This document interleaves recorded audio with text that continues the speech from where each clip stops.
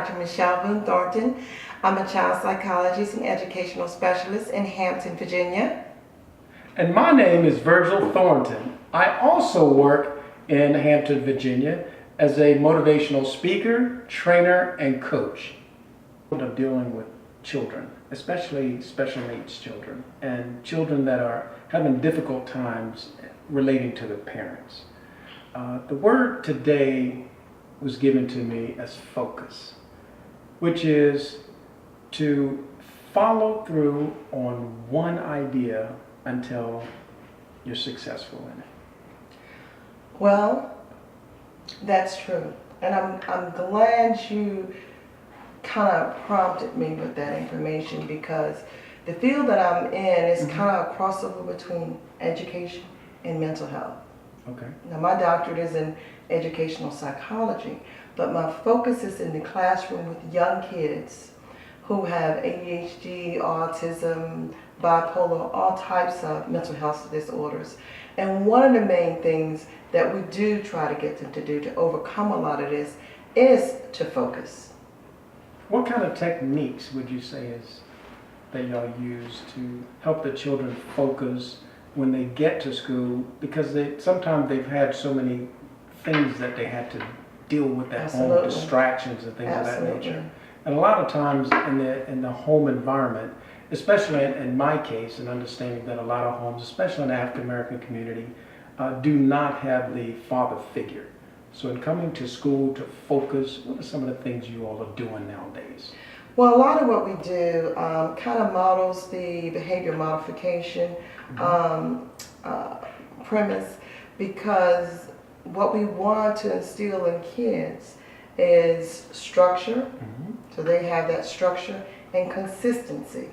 And that's what you don't find a lot in single family headed homes, because it's difficult to be the mother, the father, the breadwinner, everything, plus provide that consistency and structure. So at school, we want them to know, first of all, that there are rules, that there is a schedule that they will have to follow, and if they don't follow, there's going to be a consequence. Absolutely. And if they do follow, there's going to be a reward. So that's the very first thing we focus on when we get them into a learning environment or school setting. Fantastic. So understanding some of the challenges that our children have today in school, being issues that are extending from home situations, and being a foster parent, and of course us both being foster parents, what do you find to be rewarding as a foster parent for you? What is most rewarding for me is when you see a child who has low self-esteem, not a whole lot of confidence in themselves or in the environment or the people that they're associated with, come into a home and then start to find and learn that they are able to achieve and exceed the goals that are being set for them. And once they see that, it's like, regardless of who they give the credit to, the foster parent or whomever, it's just like a new person being born right before you. Fantastic.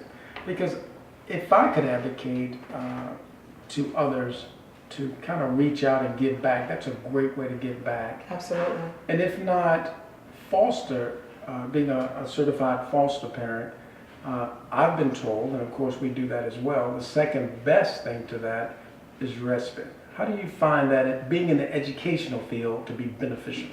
Well, it's very beneficial because there are a lot of parents out there who have a lot of resources, finances, time, and want to actually put it to very good use. And as a respite parent, this is an excellent opportunity for them. They don't have to parent 24/7. They can kind of do it on their own terms. 2-3 weekends out of the month, 1 weekend out of the month, and they still get the opportunity to pour the necessary things into the child who may be lacking those resources. Fantastic. Because I think as we continue on in your field, of course, in behavioral mental health and education, and in my field of building mental tough attitudes, I think it's a great blend as far as working with the family and the children to be focused on the things that they need to do together to grow. Absolutely. It's not just one individual or one segment. It has to be a holistic approach, because that's how you build a family from the ground up, holistically. You know, you just can't pour resources into the kid and the mom is over here struggling. It has to be holistic. So that's kind of that one idea of it takes the whole village Absolutely. to raise a child. Absolutely. I think so too. So I'm going to have a lot of fun with us speaking to different organizations Yeah. on what it takes to help foster what's going on in the home, in the school environment, and then of course undergirding what's going on in the school environment in the home. Absolutely.